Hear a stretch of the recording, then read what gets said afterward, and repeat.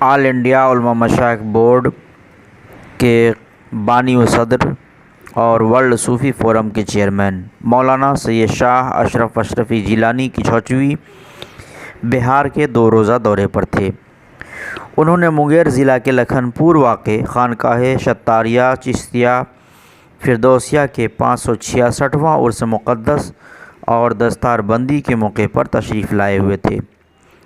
انہوں نے اپنی گفتگو میں موجودہ حالات پر روشنی ڈالی۔ انہوں نے تصوف پر بھی روشنی ڈالی اور اس کی ضرورت کو سمجھایا۔ انہوں نے یہ بھی کہا کہ آج ہم قرآن کی تعلیمات کو فراموش کر چکے ہیں۔ ہمارا دین قول سے زیادہ عمل کرنے پر زور دیتا ہے۔ تو آئیے سنتے ہیں انہوں نے کیا کہا۔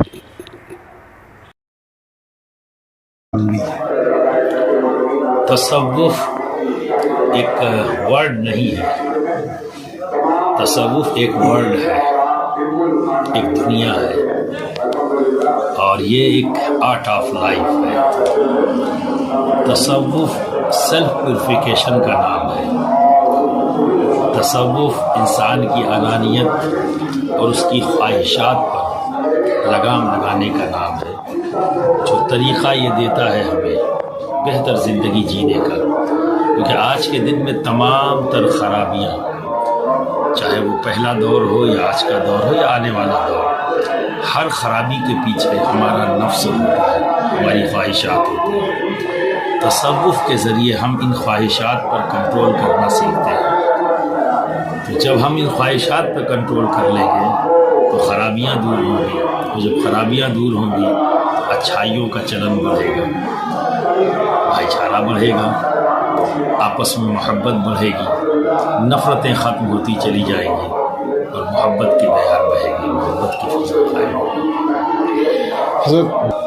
کسی حد تک کیونکہ آج ہم قرآن کی دی ہوئی تعلیم کے مطابق زندگی گزارنے کی کوشش نہیں کر رہے ہیں۔ قرآن بار بار کہتا ہے، اور علامہ اقبال نے اسی قرآن سے لے کر یہ بات کہی۔ قرآن ہم سے بار بار کہتا ہے کہ کیوں نہیں فکر کرتے، کیوں نہیں غور کرتے۔ قرآن ہمیں غور و فکر کرنے کی دعوت دیتا ہے، اور ہم ہیں کہ اندھی تقلید میں لگے ہوئے ہیں۔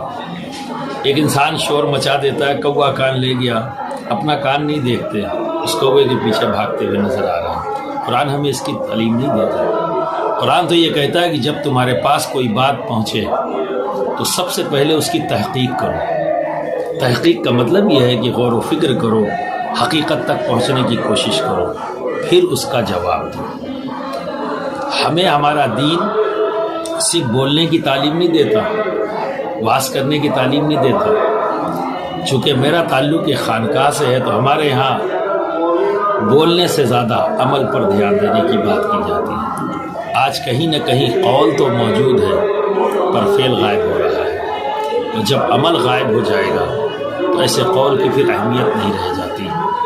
اور اس میں کوئی شک نہیں کہ جب ہم اس انداز کو اختیار کرتے چلے جائیں گے کہ قول ہی قول بچے، عمل غائب ہوتا جائے، تو پھر اس قوم کے زوال آنا میں کوئی ایسی رکاوٹ نہیں بنتی، وہ قوم زوال پذیر ہی ہوتی ہے۔ معلومات کی کمی، لا علمی۔ دیکھیے اکثر لوگ، ہماری لٹریسی بہت کم ہے، مسلمانوں میں الٹریسی بہت زیادہ ہے۔ انہیں یہی نہیں معلوم کہ طلاق کے مسائل کے تعلق سے بالکل نابلد ہے۔ غصے میں آتے ہیں تو انہیں طلاق یاد آتا ہے۔ میرا سوال یہ ہے کہ غصے میں صرف طلاق ہی کیوں یاد آتا ہے؟ چونکہ انہیں پتہ ہی نہیں، انہیں معلوم ہے کہ طلاق کہہ دو طلاق ہو جائے گا، لیکن انہیں صحیح طلاق جو دیا جاتا ہے، جو طریقہ اسلام نے بتایا ہے، اگر اس کے بارے میں انہیں پتہ ہوتا۔ بہت سی چیزیں ہیں جس کے بارے میں انہیں معلوم نہیں۔ اگر ایک عورت یہ کہہ دے کہ میں تمہارے بچے کو دودھ نہیں پلاؤں گی، ہاں اگر تم چاہتے ہو کہ میں پلاؤں تو تمہیں 5,000 روپے مجھے اجرت کے دینے ہوں گے، تو شوہر اور اس کے سارے گھر والے اس بات پر ناراض ہوں گے، عجیب عورت میرے گھر میں آ گئی جو اپنے بچے کو دودھ پلانے کے لیے اجرت طلب کرتی ہے۔ تو ہو سکتا ہے کہ اس پر طلاق ہو جائے، لیکن اسلام نے تو اس کو اختیار دیا ہے کہ اگر عورت یہ کہہ دے کہ میں اجرت لوں گی تو شوہر کو اجرت دینی ہوگی، کیونکہ یہ ذمہ داری شوہر کی ہے نہ کہ بیوی کی۔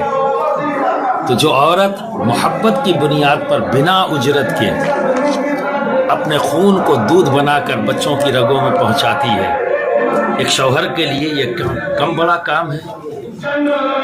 ایک شوہر کے لیے اگر کپڑا دھلنے کے لیے وہ کسی کو رکھے تو دھوبن رکھے گا جس کو اچھی خاصی قیمت دینی پڑے گی، وہ بنا اجرت لیے اس کا کپڑا دھلتی ہے، بنا اجرت لیے اس کا کھانا بناتی ہے۔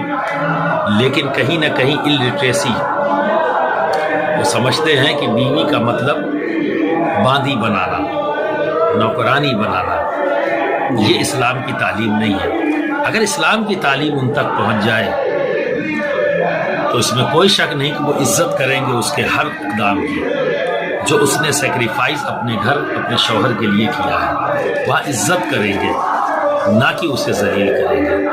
تو میرا ماننا یہ ہے کہ یہ لیک آف نالج، تعلیم کی کمی کی بنیاد پر یہ چیزیں ہو رہی ہیں، اور یہ کہیں نہ کہیں ہمارے اوپر ماحول کا اثر ہو رہا ہے۔ میں تمام آپ کے چینل کو دیکھنے والے لوگوں سے، بالخصوص مسلمانوں سے اپیل کرتا ہوں اس شعر کے ساتھ کہ ہے اگر ہندی زبان کمپلسری تو کم سے کم اردو میں حق لاتے چلو۔ عربی زبان کے بعد اسلامک لٹریچر سب سے زیادہ پرشین زبان میں منتقل ہوا، اور پرشین زبان سے سب سے زیادہ منتقل اگر ہوا ہے ہند میں تو اردو میں ہوا ہے۔ تو آپ بے حرمتی کے نام پر اس زبان کو اپنے آپ سے ہٹا رہے ہیں، یعنی ایک چیلنج ہمارے لیے کھڑا کر رہے ہیں اہل علم کے لیے کہ آپ تک دین کو پہنچانے کے لیے ہم ایک زبان کو اور سیکھیں اور اس میں دین کو منتقل کریں۔ عزت اور احترام قلب سے کیا جاتا ہے، ٹھیک ہے؟ اگر آپ کے دل میں احترام ہے تو کبھی بے حرمتی نہیں ہوگی، آپ احترام قلب سے کریے۔ ہاں، اگر آپ کے سامنے ایسی کوئی چیز تو اٹھا کے اسے رکھ دیجیے کسی اونچے مقام پر، لیکن یہ حل تو نہیں ہے کہ اس زبان کو ہی ختم کر دیا جائے جس زبان میں آج کے دن میں سب سے زیادہ اسلامک لٹریچر موجود ہے۔ تو میں یہی کہوں گا کہ الگ بات ہے کہ آج ہندی کو پروموٹ کیا جا رہا ہے، لیکن کم سے کم اردو زبان میں آپ حق لانا تو شروع کر دیجیے۔ یہ ایک سازش کا نتیجہ ہے، نہ جانے کب ہندی زبان کا شدھیکرن ہو گیا اور وہ ہندو ہو گئی، نہ جانے کب اردو نے کلمہ پڑھ لیا کہ وہ مسلمان ہو گئی۔ دیکھا جائے تو دونوں زبانیں یہیں کی پیداوار ہیں، بھارت کی پیداوار ہیں، اور دونوں زبان کے پیچھے صوفیہ کا ہاتھ ہے۔ اگر اردو زبان کو دیکھا جائے تو میرے جد کریم مخدوم سلطان سید اشرف جہانگیر سبنانی کی دین ہے، اور منظوم میں حضرت امیر خسرو کا بہت بڑا رول ہے، یہ بھی ایک صوفی بزرگ ہے۔ اور ہندی زبان کو ادھیاتمک زبان بنانے والا لٹریچر جو ہے وہ ہے پدماوت، اخراوت، نکھراوت، سکراوت۔ یہ بھی کسی اور نے نہیں دیا ہے، ملک محمد جائسی اشرفی نے دیا ہے، جو مخدوم سلطان سید اشرف جہانگیر کی خانقاہ جائش شریف کے صاحب سجادہ حضرت سید مبارک اشرف عرف مبارک بودلے کے مرید اور خلیفہ تھے، اور ان کی اجازت سے اس تصوف کی کتاب جو ہندی زبان میں پہلی ہندوستان میں آئی ہے وہ ہے پدماوت، اخراوت، نکھراوت، سکراوت۔ یہ افسوس کی بات ہے کہ آج پدماوت کو سمجھنے والے لوگ موجود نہیں۔ حضرت وارث علی شاہ صاحب کے بعد میں یہ کہہ سکتا ہوں کہ پدماوت کو کسی نے اپنے مطالعے میں نہیں رکھا، اور اسے سمجھنے کی کسی کے اندر صلاحیت بھی پیدا نہ ہو سکے جتنا حضرت وارث علی شاہ صاحب۔ ان کی زندگی کا روٹین تھا تلاوت کرتے، اور تلاوت کے بعد مثنوی شریف مولانا روم کی اور پدماوت جو ہے ملک محمد جائسی کی، یہ ضرور پڑھا کرتے تھے، اور مریدوں کو اس کا معنی اور مطلب سمجھایا کرتے تھے۔ اے کاش کہ آج پدماوت کو لوگ سمجھنے والے موجود ہوتے، تو پدماوت کچھ اور نہیں ہے، ہندی زبان میں تصوف کی بارکۃ الآراء کتاب کا نام ہے پدماوت، اخراوت، نکھراوت، سکراوت۔ یہ زبان کس نے دیا؟ ملک محمد جائسی ہے، یہ بھی صوفیوں کی دی ہوئی زبان ہے، ورنہ یہاں کی زبان تو سنسکرت تھی۔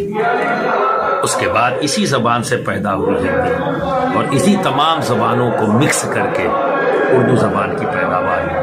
تو ساری زبانیں ہندوستانی ہیں، نہ کوئی ہندو ہے نہ کوئی مسلمان ہے۔